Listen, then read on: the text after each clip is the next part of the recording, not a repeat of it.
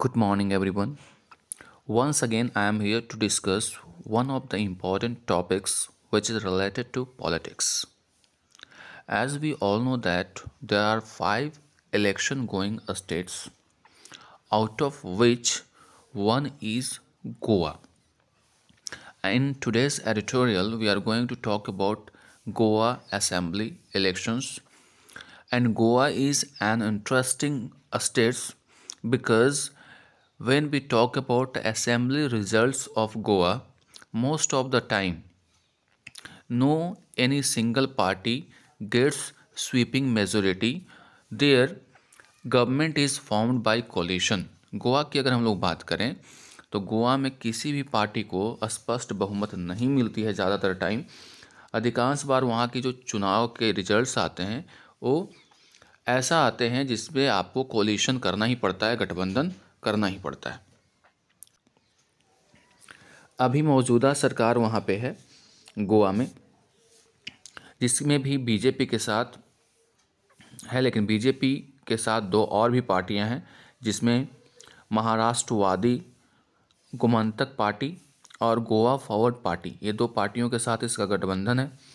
तब उसकी सरकार चल रही है। अगर कोई पूछे कि मौजूदा अगर वहाँ के सीएम कौन है तो उनका नाम है Pramod Sawant.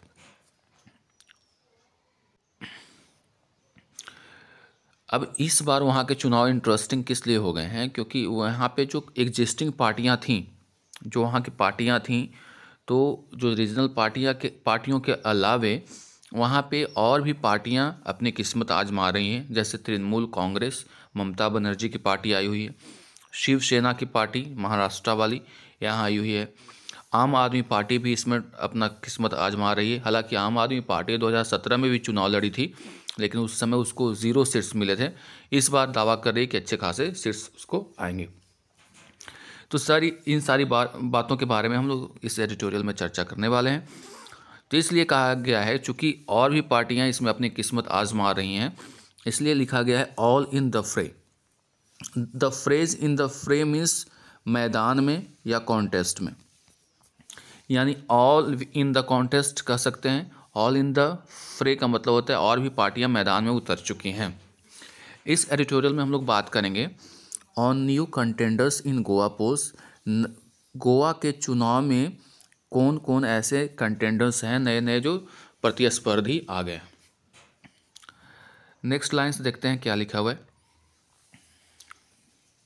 Goa polls will see relatively new contenders against established party. Goa का जो पोल है उसमें देखेगा, मतलब देखने को मिलेगा।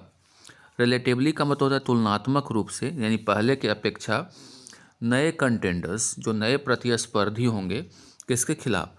इस्टेब्लिश्ड पार्टियों के खिलाफ, यानी वहाँ पे जो स्थापित पार्टियां हैं, जो वहाँ के रीजनल पार्टियां हैं, उनके खिलाफ नए कंटेंडर्स देखने को मिलेंगे गोवा के इलेक्शन में।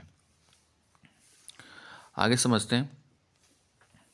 7 of 13 governments formed in Goa since 1963 have been by coalitions। देखिए क्या कहा गया है कि वहाँ पे 1963 से 1963 से 13 बार सरकार बनी है। 13 टाइम्स सरकार वहाँ पे बनी है, और 13 में से 7 यानी 7 ऐसी सरकारें हैं जो कि कोलिशन से बनी हैं, यानी गठबंधन की सरकार बनी है। यानी मैंने बोला था ना कि किसी भी पार्टी को ज़्यादातर टाइम स्पष्ट बहुमत नहीं मिलता है, स्वीपिंग मेजोरिटी नहीं मिलती है। तो 13 में से 7 बार सरकार जो वहाँ पे बनी है वो कोलिशन से यानी गठबंधन से ही बनी है। अब हम लोग बात करेंगे आगे। इन 2017, पिछले बार जो चुनाव हुए थे असेंबली के 2017 में, इट वॉज मोर असरपेशन। असरपेशन का मतलब होता है अपहरण, किसी का अधिकार को आप क्या ज़बरदस्ती छीन लेते हैं, यानी पावर का अपहरण हुआ था, यानी वहाँ पे सत्ता को छीना गया था। Then the making a defensible coalition, यानी एक सुगम कोलिशन बनाने के, गठबंधन बनाने के बजाय वहाँ पे पिछली बार क्या हुआ था, सत्ता को हड़पा गया था। अब ये कैसे क्यों कहा जा रहा है, इसके बारे में समझते हैं कि आखिर ऐसी बात क्यों। यानी जो सही तरीके से गठबंधन होना चाहिए था वैसा कुछ नहीं हुआ, वहाँ पे सत्ता को ज़बरदस्ती हड़पा गया। किसके द्वारा? बीजेपी के द्वारा, ऐसा कहा जा रहा है। अब ऐसा क्यों कहा जा रहा है आगे के लाइन्स में आपको पता चल जाएगा। द बीजेपी विच हैड वोन only 13 of the 40 assembly seats. यानी एक चीज़ और आपको सीख सकते हैं यहाँ पे कि गोवा में टोटल असेंबली सीट्स कितने हैं? 40 में से 13 सीट्स ही केवल बीजेपी जीती थी पिछले बार। Copped up a coalition with 2 main regional party. उसने कोलिशन कर दिया, गठबंधन कर लिया वहाँ के जो 2 रीजनल पार्टीज़ हैं उसके साथ। और पार्टीज़ का नाम क्या है? महाराष्ट्रवादी गोमंतक पार्टी, इसको हम लोग शॉर्ट में MGP, and the Goa forward party GFP। इन दोनों के साथ जल्दीबाजी में इसने क्या कर लिया? गठबंधन कर लिया। And 2 independent to form the government. और 2 निर्दलीय प्रत्याशी को भी अपने साथ जोड़ लिया और उसने सरकार बनाने का दावा कर दिया। किसके नेतृत्व में? अंडर मनोहर पारिकर, जो अभी इस दुनिया में नहीं रहे और वो रक्षा मंत्रालय को भी संभाल चुके हैं, रक्षा मंत्री भी रह चुके हैं राजनाथ सिंह के पहले। तो मनोहर पारिकर के अंडर में क्या हुआ कि जब बीजेपी 40 में से केवल 13 सीट ही जीती, इसके बावजूद भी इसने जल्दीबाजी में 2 अलग अलग पार्टी जो वहाँ के रीजनल पार्टियाँ हैं, Maharashtrawadi Gomantak party and Goa forward party के साथ कोलिशन कर लिया और उसमें 2 और इंडिपेंडेंट पार्टी से जो थे यानी निर्दलीय प्रत्याशी को भी अपने में मिला लिया। Outsmarting the Congress that had emerged as the single largest party with 17 seats. यानी एक जो काम किया वो आउट स्मार्ट करते हुए कांग्रेस को, यानी कांग्रेस को चतुराई पूर्वक उसको मात देते हुए, जो कि उस कांग्रेस की बात हो रही है कि उस राज्य में सबसे बड़ा सिंगल लार्जेस्ट पार्टी के रूप में उभरी थी, यानी 17 सीट्स के साथ। यानी 17 सीट कांग्रेस की आई थी और 13 सीट बीजेपी की, लेकिन सरकार किसकी है? बीजेपी की। क्यों? क्योंकि 2 पार्टियों के साथ इसने जल्दीबाजी में गठबंधन कर लिया और कांग्रेस जो सबसे बड़ी पार्टी के रूप में उभरी थी वहाँ पे, वो सत्ता से बेदखल हो गई। ये सबसे बड़ी इंटरेस्टिंग चीज़ है। हालांकि बीजेपी ने जब ऐसा किया तो अभी आप देख सकते हैं महाराष्ट्र में भी यही है कि बीजेपी सबसे बड़ी पार्टी के रूप में उभरी है, लेकिन सरकार उसकी नहीं है क्योंकि शिवसेना और कांग्रेस वहाँ पे गठबंधन कर लिए और एनसीपी के साथ उसका गठबंधन है। उसी प्रकार मध्य प्रदेश में भी हुआ था, लेकिन हालांकि बाद में फिर शिवराज सिंह चौहान किसी प्रकार से वहाँ पे अपनी सरकार बना पाए। तो इन सब बातों की अगर देखें तो गोवा में इंटरेस्टिंग रिजल्ट रहा। 13 सीट्स वाले सत्ता में हैं और जो 17 सीट्स पाए थे 2017 के चुनाव में वो सत्ता से बेदखल हैं। आगे देखते हैं। As the state saunters to the next assembly election. Saunters का मतलब होता है यानी धीरे धीरे उसकी ओर बढ़ना। यानी अब चूंकि एक जो राज्य है चुनाव की तरफ बढ़ रहा है, the Congress is left with only 2 MLAs। अब कांग्रेस के पास केवल अब 2 MLAs रह गए हैं। 17 जीते थे, उसमें से 2 रह गए हैं। Most of the others have crossed over to the BJP which discarded its regional partners the MGP and GFP along the way। अब क्या हो गया? अब ज़्यादातर तो यहाँ से बीजेपी कांग्रेस से हट करके बीजेपी में चले गए, लेकिन बीजेपी के साथ क्या हुआ कि जो इसका गठबंधन था MGP के साथ और GFP के साथ, उसको भी डिस्कार्ड कर दिया। यानी अपने ओरिजिनल पार्टनर्स को ये से जुदा हो गया इस क्रम में।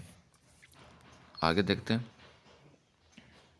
अब जब इसका गठबंधन टूट गया है MGP और GFP के साथ, this time the MGP has tied up with the Mamata Banerjee led Trinamool Congress. और इस समय जो MGP है महाराष्ट्रवादी गोमंतक पार्टी, इसने किसके साथ अपना गठबंधन किया है? ममता बनर्जी की जो तृणमूल कांग्रेस है टीएमसी के साथ। And the Vijay Sardesai led GFP, Vijay Sardesai के द्वारा जो नेतृत्व किया जाता है उसकी पार्टी का नाम है जीएफपी। इनका जो अलायंस हुआ है, गठबंधन हुआ है किसके साथ? कांग्रेस के साथ। यानी दो पार्टियां जो पिछले चुनाव में बीजेपी के साथ थी, एमजीपी और जीएफपी, उसने अपना संबंध तोड़ लिया है और एक चली गई है तृणमूल कांग्रेस के साथ और दूसरी है कांग्रेस के साथ। The MGP at present has 1 and the GFP 2 MLAs। अब एमजीपी के पास अभी में 1 MLA बचा हुआ है और जीएफपी के पास 2 MLAs in the assembly election. The 2022 assembly election has been spiced up with the entry of the TMC. 2022 का जो विधानसभा चुनाव है ये मसालेदार हो गया है। किसके साथ? जैसे ही एंट्री हुई है टीएमसी तृणमूल कांग्रेस की। And various campaigning by Arvind Kejriwal vigorous, और एक बहुत ही सीरियस चुनाव प्रचार चल रहा है अरविंद केजरीवाल की आम आदमी पार्टी के द्वारा, which is looking to improve its dismal performance in the 2017 Goa assembly election. ये कोशिश कर रहा है कि अपने जो परफॉर्मेंस, डिसमल मतलब होता है चिंताजनक, दुख भरा परफॉर्मेंस रहा था 2017 में गोवा में, उसको क्या इम्प्रूव करने की कोशिश कर रहा है। यानी गोवा में अगर पिछले साल की बात करें तो इवन अ सिंगल सीट भी आम आदमी पार्टी नहीं जीत पाई थी। उसको फिर से वो ऐसा फिर न हो जाए इसके लिए वो क्या कर रही है, वो ज़्यादा विगोरस कंपेनिंग वहाँ पे कर रही है। An alliance of the NCP and Shiv Sena is also in the fray, और शिवसेना और एनसीपी जो भी सरकार चला रहे हैं महाराष्ट्र में, ये दोनों का गठबंधन भी इस फील्ड में भी है। आगे पढ़ते हैं। Despite being the largest party numerically, हालांकि अगर हम लोग बात करें कि जो बीजेपी की जो प्रमोद सावंत की जो पार्टी है वो अभी फ़िलहाल क्या है? लार्जेस्ट पार्टी है न्यूमेरिकली अगर बात करें। लेकिन इसके बावजूद प्रमोद सावंत इज़ बीइंग वफेटेड का मतलब होता है किसी के प्रति एक जो घिरा हुआ होता है आदमी, by the winds of anti incumbency. Anti incumbency क्या होता है? सत्ता विरोधी लहर। जो पार्टी सत्ता में होती है उससे जो लोग नाराज़ होते हैं उसके कामों से, वो कहलाता है एंटी इनकम्बेंसी, जिसको बोलते हैं सत्ता विरोधी लहर। हालांकि बीजेपी वहाँ पे सबसे लार्जेस्ट पार्टी के रूप में है न्यूमेरिकली, बट प्रमोद सावंत जो हाँ सीएम हैं वो घिरे हुए हैं किससे? जो सत्ता विरोधी लहर से घिरे हुए हैं। A number of the governments ministers have been tainted by scams, उसमें से कई सरकार के जो मिनिस्टर्स हैं जिनके ऊपर स्कैम का दाग लगा हुआ है। स्कैम का मतलब होता है घोटाला, टेंटेड का मतलब हुआ मतलब दूषित हो चुके हैं, यानी उन पर दाग लगा हुआ है, धब्बा लगा हुआ है। किस चीज़ का? स्कैम्स का। While the state faces the challenges of unemployment, हालांकि वो देश में नहीं राज्य की बात हो रही है, तो राज्य जो है फेस कर रहा है, सामना कर रहा है अनएम्प्लॉयमेंट की चुनौतियों को। एंड द इकोनॉमिक स्लम्प, और स्लम्प का मतलब क्या होता है? गिरावट, यानी आर्थिक गिरावट भी देखने को मिल रहा है राज्य में, रिजल्टिंग फ्रॉम पैंडेमिक की वजह से जो अर्थव्यवस्था है वो भी चौपट हो चुकी है। The BJP's apparent strategy to consolidate the Hindus comprising more than 60% of the total populace has resulted in the exit of 3 Catholic MLAs।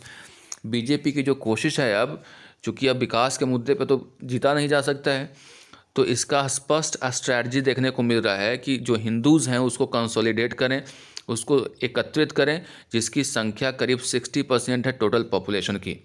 और इस स्ट्रेटजी की वजह से जो 3 कैथोलिक MLAs थे, कैथोलिक का मतलब क्या?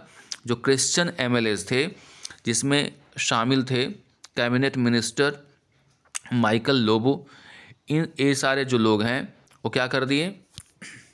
वो पार्टी से दूर हट गए।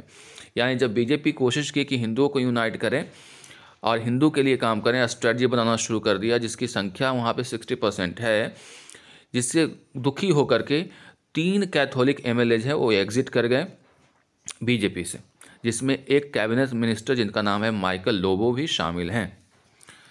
दिस में सिग्निफाई, ये दर्शाता है a reversal of the Parrikar's approach of reaching out to the Catholics. ये दिखाता है कि जैसे पारिकर डील करते थे कैथोलिक्स के साथ, वही काम यहाँ पे प्रमोद सावंत करने का प्रयास कर रहे हैं। It may not be a coincidence that the BJP is also sidelining his लॉयलिस्ट्स।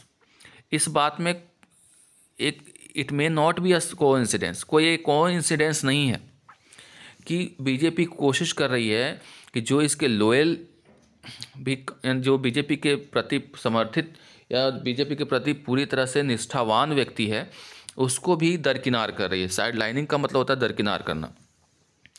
यानी इस बात में कोई संदेह नहीं है, कोई संयोग नहीं हो सकता कि बीजेपी साइड लाइन कर रही है लॉयलिस्ट को। इवन यहाँ तक कि angering the Saraswat community that he belong to, यहाँ तक सारस्वत कम्युनिटी को भी ये क्या कर रहा है, गुस्सा दिला रहा है जिससे वो बिलोंग करते हैं। The BJP is facing resentment among old timers. और बीजेपी में एक चीज़ और देखने को वहाँ मिल रहा है, रिसेंटमेंट का मतलब होता है नाराज़गी। जो पुराने समय से पार्टी में बने हुए हैं उनकी भी नाराज़गी देखने को मिल रही है बीजेपी में। Who were neglected in favour of defectors from the other parties, जिनको नेगलेक्ट किया जा रहा है, जिसको नज़रअंदाज किया जा रहा है किसके आगे, जो डिफेक्टर्स हैं। डिफेक्टर्स का मतलब क्या, जो पार्टी बदल करके बीजेपी में आए हैं, उनके खिलाफ। अब देखें कि जो एक आदमी जो आपके यहाँ बहुत जो निष्ठावान है, ओल्ड टाइमर्स है, पुराने हैं, उसको आप इग्नोर कर रहे हैं किसके आगे, जो पार्टी बदल करके आ रहे हैं उसके आगे, जिसके वजह से जो ओल्ड टाइमर्स हैं उनके बीच में भी नाराज़गी है बीजेपी को लेकर के। द आप strategy involves bountiful welfare promises. आपकी वहाँ पे स्ट्रेटजी में शामिल है भारी भरकम वेलफेयर प्रोमिसेस, यानी भलाई का काम करेगा, and community appeals. It's CM candidate is a member from the Bhandari community. इनके जो सीएम होंगे, यानी सीएम के जो कैंडिडेट हैं वो मेंबर हैं किस चीज़ का, भंडारी कम्युनिटी का। The largest electoral block in Goa, सबसे बड़ा जो अगर राजनीतिक अगर क्षेत्र जो कवर करता है गोवा में, comprising more than 30% of the population, जिसमें 30% इसकी आबादी है भंडारी कम्युनिटी की। The Congress is playing it low key, hoping to ride on anti incumbency. और वहाँ पे कांग्रेस किसकी सवारी करना चाह रहा है, जो सत्ता विरोधी लहर है मौजूदा सरकार के खिलाफ, वो उसके खिलाफ उसका फ़ायदा उठाना चाह रहा है। And counting on its deep connect with voters to ride back to power. और पूरे तरह से यानी डीप कनेक्ट करने की कोशिश कर रही है अपने वोटर्स के साथ, ताकि वो फिर से सत्ता की सवारी कर सके। Like the BJP, it has been projecting the TMC and AAP as outside parties. BJP की तरह कांग्रेस की जो पार्टी है वो टीएमसी को और आप को बाहरी पार्टी बता रही है। And no roots in the state, और कह रहे हैं कि इसका कोई भी जड़ नहीं है इस राज्य में। Goa politics has been in churn during the last 5 years। जो गोवा की पॉलिटिक्स थी वो मंथन का दौर चल रहा था पिछले 5 सालों में, यानी पूरे 5 साल मंथन ही मंथन। चर्न का मतलब होता है मंथन का दौर चल रहा था। The assembly election is a chance for renewal and fresh beginnings. ये जो असेंबली यानी विधानसभा चुनाव है, एक चांस है, मौका है रिन्यूअल करने का, नया करने का, और फ्रेश बिगनिंग की बात करने का, यानी शुरुआत करने का। यानी अभी गोवा में क्या होगा कोई नहीं जान सकता है। और गोवा के बारे में आपने देखा किसके क्या हालात हैं, कैसे कैसे मंत्री इस्तीफा दे करके दूसरे में जा रहे हैं, किसके पास कितनी अभी एमएलए बचे हुए हैं। इन सब को देखते हुए गोवा का चुनाव फिर से इंटरेस्टिंग होने वाला है, ये बात तो तय है। मिलते हैं अगले एडिटोरियल में। Till then goodbye and take care.